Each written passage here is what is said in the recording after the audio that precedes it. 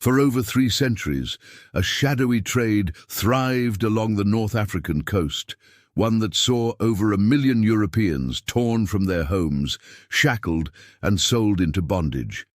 The Barbary slave trade, though vast in scope and brutal in practice, remains a footnote in mainstream historical discourse. The image of slavery, deeply associated with the transatlantic trade, leaves little room for the stories of those who suffered under the Corsairs of Algiers, Tunis and Tripoli. Yet their suffering was no less real, their cries no less desperate. To understand the past in its entirety, we must uncover all its layers, even the ones that disrupt familiar narratives. The Barbary Corsairs, feared across the Mediterranean and beyond, operated with ruthless efficiency. Aligned with the Ottoman Empire, yet often acting independently, they transformed piracy into a state-sanctioned enterprise. Their reach extended far beyond the Mediterranean, raiding the coastal villages of Spain, Italy and France, and even striking as far as Ireland and Iceland. In 1627, Murad Reis, a Dutch convert to Islam turned Barbary pirate, led a raid on Iceland, capturing hundreds and selling them in the slave markets of Algiers. No sailor was safe upon the open waters, for merchant ships were easy prey. Between 1609 and 1616 alone, England lost nearly 500 vessels to these marauders. The captives, stripped of their freedoms, were marched to bustling markets where their fates were decided by the highest bidder. The scale of enslavement was staggering. Historian Robert Davis estimates that between the 16th and 18th centuries, between 1 and 1.25 million Europeans were enslaved in North Africa. Their lives were defined by hardship and brutality. Many were forced into grueling labor, rowing in the galleys under the unforgiving sun, their bodies reduced to mere tools of propulsion. Others toiled in fields, constructed fortifications, or served wealthy households, their foreign tongues fading with each passing year. Women were frequently subjected to sexual slavery, a fate from which there was little escape. Ransom provided a rare glimmer of hope, yet not all families could afford to pay for their lost kin. Those who remained in captivity were often compelled to convert to Islam, sometimes securing better treatment, but never erasing the trauma of their enslavement. The voices of the enslaved echo through the pages of history. Thomas Pellow, an Englishman captured at the age of 11, spent 21 years in Moroccan slavery before escaping and chronicling his harrowing experiences.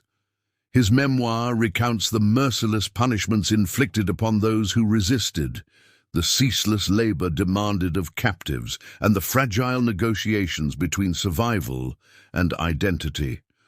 Ottoman records further illuminate the grim reality of these markets, where men, women, and children were appraised like livestock, their value determined by age, strength, and perceived usefulness. Yet, for all its cruelty, the Barbary slave trade remains largely overlooked. Its absence from mainstream historical narratives is not accidental. The transatlantic slave trade, lasting over 400 years and enslaving 12.5 million Africans, has rightfully occupied the forefront of discussions on slavery due to its racialized, generational impact. Barbary slavery, though extensive, did not create the same legal or systemic structures of dehumanization. Moreover, its impact faded more swiftly. Enslaved Europeans either died in captivity, converted and assimilated, or were ransomed back home, leaving behind little generational trauma comparable to the descendants of African slaves in the Americas. The geopolitics of the era also shaped this erasure. European powers, despite their military strength, often found it more pragmatic to pay tributes to the Barbary states rather than wage costly wars. Even the fledgling United States in 1795 allocated a staggering 20% of its federal budget to secure peace with the Corsairs. When European nations later colonized North Africa, they rewrote history in a way that conveniently omitted their own vulnerabilities. The memory of white slavery was not so much erased as it was quietly left to gather dust. Today, however, this forgotten history has been resurrected, not by scholars seeking truth, but by ideologues seeking to distort.